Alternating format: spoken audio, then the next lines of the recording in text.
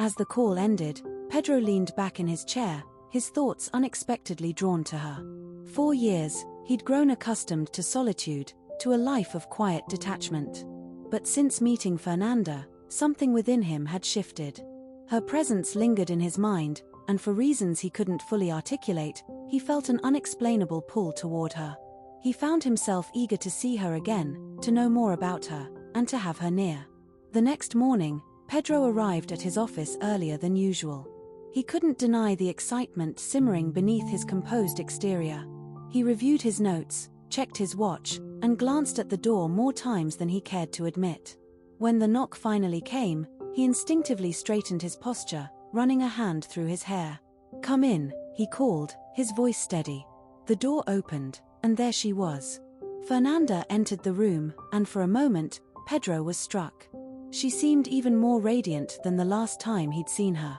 He rose to greet her, his tone warm. "Good morning. Would you like some coffee?" She smiled politely. "Sure, thank you." Pedro picked up the phone and called the VIP restaurant, requesting 2 coffees to be sent to his office. As he hung up, he turned back to Fernanda. "I wanted to talk to you about a few things. First, I'm going to raise your salary. It's the least I can do after everything that's happened." Fernanda's eyes widened slightly, her surprise genuine. "That's very generous of you." "Thank you." Pedro continued, his tone firm but protective. "There's one more thing. From now on, you are not to follow any orders from Marcia, no matter what they are. You don't even need to serve her coffee in her office. If she demands your presence, send someone else. And if anything happens, if she causes any problems, I want you to come to me immediately. I need you to understand that I will protect you. Don't hesitate to tell me if something concerns you." Fernanda looked at him with a mixture of gratitude and uncertainty. "Thank you so much, sir. I really like my job here at the Royal Hotel. I'm just worried I don't want to be the reason for conflict between you and your sister. It would make me feel uncomfortable." Pedro's expression softened, but his resolve remained firm. "Fernanda, this isn't your fault. Marcia's behavior has nothing to do with you, and I won't allow her to make you feel otherwise. You're an important part of this team, and I'll make sure you feel safe and respected here." Fernanda nodded, her gratitude clear in her eyes. "Thank you, Pedro." The moment hung between them, and though neither spoke, the air seemed to carry an unspoken understanding. "I want you to know how important you are to us at the Royal Hotel," Pedro said, his voice warm and sincere. "I was reviewing your records and noticed you're a certified sommelier. Your expertise is invaluable here, Fernanda. We need you." Fernanda smiled softly, her gratitude clear. "Thank you so much, sir." Pedro tilted his head slightly, his tone lightening. "Please, just call me Pedro." She nodded, her smile deepening. "Thank you, Pedro." He gestured to the coffees on his desk. "Let's finish these, and then I'll take you to the HR department. I've already arranged for someone to come in early to finalize your rehiring." After they wrapped up the paperwork at HR, Fernanda returned to the VIP restaurant to begin her shift. Her colleagues greeted her warmly, and she slipped seamlessly back into her routine. At lunchtime, Pedro picked up the phone and called the VIP, placing his order. "And please have Fernanda bring it to my office," he added casually, though there was a trace of anticipation in his voice. When Fernanda arrived at Pedro's office with his lunch, she was surprised to find Selena sitting across from him. Selena's expression brightened as she saw Fernanda enter. "Fernanda," Selena said warmly, "I'm so glad you decided to return to work for us." Fernanda smiled, balancing the tray gracefully in her hands. "I'm very happy to be back." "Thank you. Would you like me to order something for you as well?" Selena shook her head. "No, thank you." All the while, Pedro's gaze lingered on Fernanda. He watched her intently, his thoughts unreadable but clearly focused on her. "Thank you for bringing my lunch," Pedro finally said, his voice softer than usual. Fernanda nodded politely and excused herself, leaving the room. When Fernanda returned to the VIP restaurant, the manager approached her. "Fernanda, could you take Marcia's lunch to her office?" he asked. Fernanda's demeanor remained professional, but her tone was resolute. I'm very sorry, sir, but I've been instructed not to go to her office. It's Mr. Pedro's orders. The manager raised his eyebrows slightly but nodded. No problem, I'll have someone else handle it. That evening, as Fernanda's shift ended, the rain came down in heavy sheets. She waited at the bus stop, her umbrella doing little to shield her from the downpour. Just as she was pulling her coat tighter around her, a sleek car pulled up to the curb. The window rolled down, and Pedro's familiar face appeared. "Fernanda," he called out, "get in. I'll give you a ride." Fernanda hesitated, shaking her head. "Thank you, but it's not necessary. I live far away." Pedro leaned closer, his expression insistent. "I don't mind. Please, get in. It's pouring." After a moment of hesitation, she relented and climbed into the passenger seat. She murmured her address, and Pedro set off, the sound of rain filling the silence between them. As they drove, Pedro glanced at her briefly. "Won't your boyfriend be upset that I gave you a ride?" he asked, his tone casual but tinged with curiosity. Fernanda turned to him, a flicker of surprise in her eyes, but she said nothing right away. Pedro's question hung in the air, charged with an undertone neither of them acknowledged aloud. "No, he won't," Fernanda replied, her voice steady but carrying an undertone of vulnerability. "Because I don't have one anymore." "For real?" Pedro asked, the surprise in his voice only partly masking his curiosity. "How come you don't have a boyfriend?" She hesitated briefly before answering, her words deliberate. "Because I ended the relationship. He was a narcissist, and I was very unhappy." Pedro felt a wave of relief wash over him at her admission, though he kept his expression neutral. The thought that Fernanda wasn't tied to anyone made his chest feel unexpectedly lighter. As they approached her home, Pedro slowed the car and parked along the curb. Fernanda turned to him with a small smile. "Thank you for the ride," she said sincerely, reaching for the door handle. Before she could step out, Pedro's voice stopped her. "Do you want me to come and pick you up tomorrow? That way, you don't have to wake up so early." Fernanda blinked, momentarily caught off guard. "No, Pedro, I don't want to inconvenience you. But thank you very much for offering." Pedro leaned slightly closer, his tone soft but insistent. "It wouldn't be a sacrifice. I'd actually enjoy it, it would be a pleasure." Fernanda hesitated, the offer tempting but something inside her resisting. "I appreciate it, but I'm used to taking the bus." Pedro couldn't hide his disappointment as he nodded, though a part of him respected her independence. She wasn't the type of woman looking for shortcuts or favors from a wealthy man, and that only deepened his admiration for her. Still, he found himself wishing for another excuse to spend more time with her, to learn more about the woman who had so unexpectedly stirred something in him. Work, he realized, created a barrier. Seeing her only when she brought his meals or coffee gave him little opportunity to truly connect. Fernanda, unaware of his thoughts, smiled again as she opened the door. "Have a good night, Pedro. I'll see you tomorrow morning." Pedro returned her smile, though it didn't quite reach his eyes. "Good night, Fernanda. Sleep well." As she stepped out into the night and the door clicked shut, Pedro watched her until she reached her door safely. Then, with a quiet sigh, he drove away, her presence lingering in his thoughts long after she disappeared from view. When Pedro arrived home, the tension in the air was almost palpable. Marcia was already there, her presence sharp and domineering as always. Selena was moments away from returning, leaving Marcia just enough time to take another shot at her brother. "So, the fatherless son thinks he can override my decisions now," Marcia began, her voice dripping with venom. "You went crying to our mother about my authority, didn't you? Like the spoiled little brat you've always been. That soft voice of yours, playing the victim, the poor boy with no future who can't even make a decision for himself." Pedro turned to face her fully, his expression calm, but his eyes burned with restrained fury. He took a step closer, locking his gaze on hers. "What are you afraid of, Marcia?" he asked, his voice low and deliberate. "What are you hiding that makes you so desperate to tear me down? Whatever it is, this poor guy, this fatherless son, is going to find out." For a brief moment, something flickered across Marcia's face, fear, perhaps, or guilt. But it was gone in an instant, replaced by her usual cold disdain. You're pathetic, she spat. I've said it before, and I'll say it again, you're not fit to make business decisions.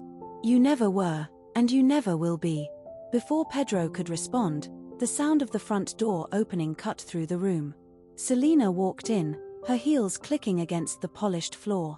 She caught the tail end of Marcia's sentence, her sharp instincts immediately honing in on the tension.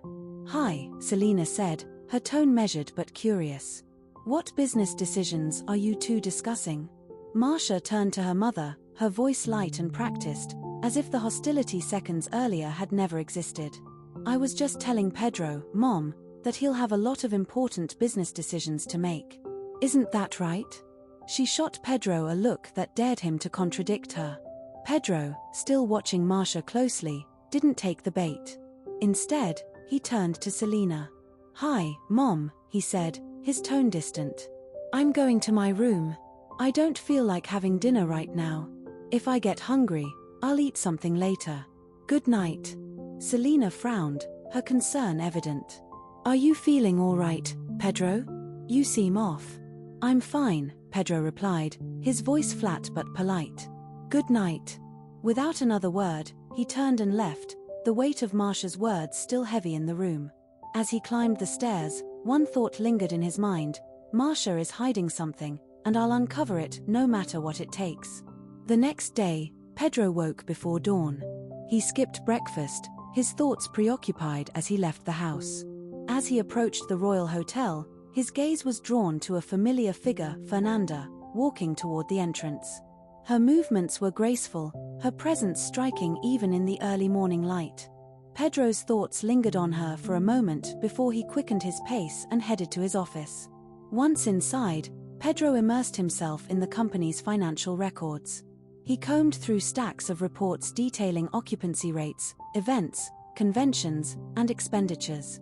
His focus was sharp as he examined everything tied to the Royal Hotel's finances since Marcia's tenure began. The sheer volume of documents was staggering, but Pedro was determined. He would sift through every page, run every calculation, and leave no stone unturned.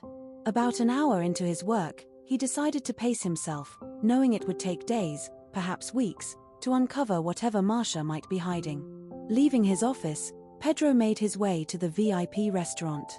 The manager greeted him with a respectful nod as Pedro outlined his idea. I want to implement a bonus program for the best concierge of the month.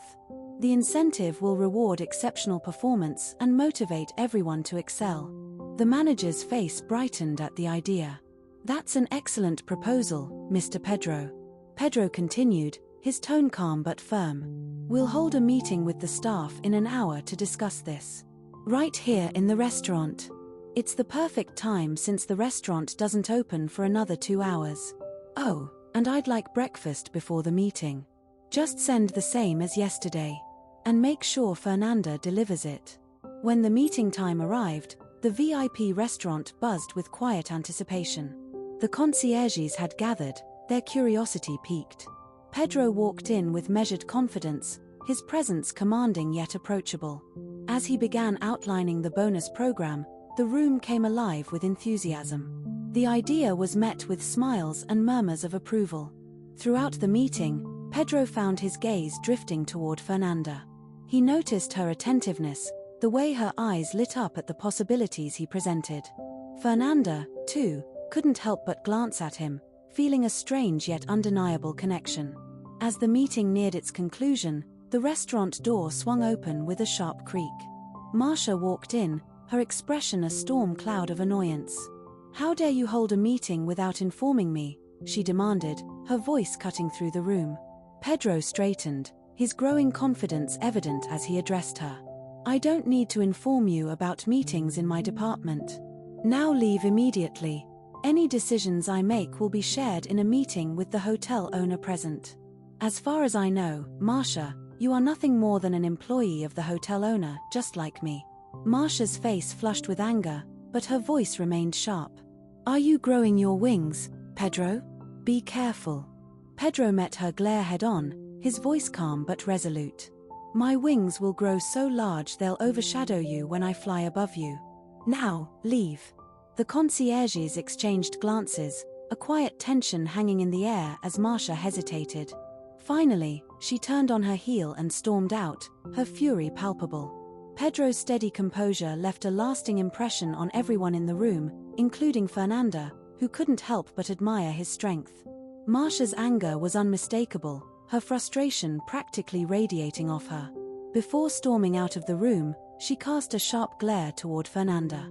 "As soon as this meeting is over, bring my breakfast to my office immediately," she commanded. Pedro's voice, calm but firm, stopped her in her tracks. "Fernanda will never serve you again. If you want your breakfast, ask someone else." Marcia turned to him, her expression a mix of disbelief and fury. "I can't believe what I'm hearing. How dare you undermine my authority like this?" "You have no authority over my department," Pedro replied evenly. "How many times do I need to remind you of that? In the hierarchy, I am above you," Marcia spat. "No matter what you think, you still need my authorization." Pedro's gaze didn't waver. His words were deliberate, measured. "If it's about hierarchy, then I'll go to the one who truly holds the authority above us all. Now, please leave." Marcia glared at him, her lips pressed into a thin line. Without another word, she turned and stormed out of the VIP restaurant, her fury evident in every step. Pedro turned back to the gathered staff, his demeanor immediately softening. He wrapped up the meeting with encouraging words, wishing everyone a productive day.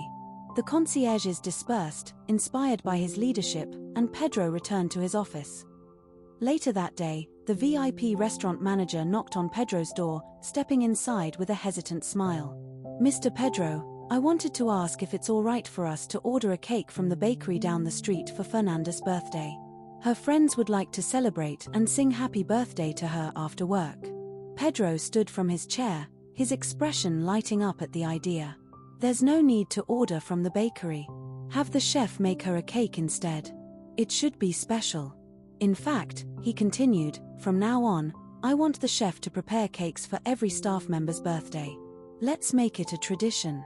The manager's eyes widened slightly, touched by Pedro's thoughtfulness. "That's a wonderful idea, sir. Also," Pedro added, his tone sincere, "I'd like you to inform me in advance of everyone's birthdays. I want to be present for the celebrations." The manager nodded, visibly moved by Pedro's kindness. "Of course, Mr. Pedro. I'll make sure to arrange everything. Thank you." As the manager left, Pedro sat back down, a quiet satisfaction settling over him. His gestures weren't just about leadership, they were about creating an environment where people felt valued, something the Royal Hotel deserved as much as its staff did. As the workday ended, Fernanda's colleagues worked quietly yet eagerly to prepare a small celebration in the staff dining room. Balloons and streamers adorned the walls, and the centerpiece was the exquisite cake Pedro had arranged earlier. When everything was ready, one of her friends went to fetch her. "Fernanda, can you come with me for a second?" they asked, doing their best to sound casual. Unsuspecting, Fernanda followed and stepped into the room. The moment she saw the decorations and her co-workers gathered, a collective cheer erupted. "Happy birthday, Fernanda." Her hand flew to her mouth, her eyes misting with emotion. "I can't believe this," she said, her voice wavering. "Thank you, everyone. This means so much to me."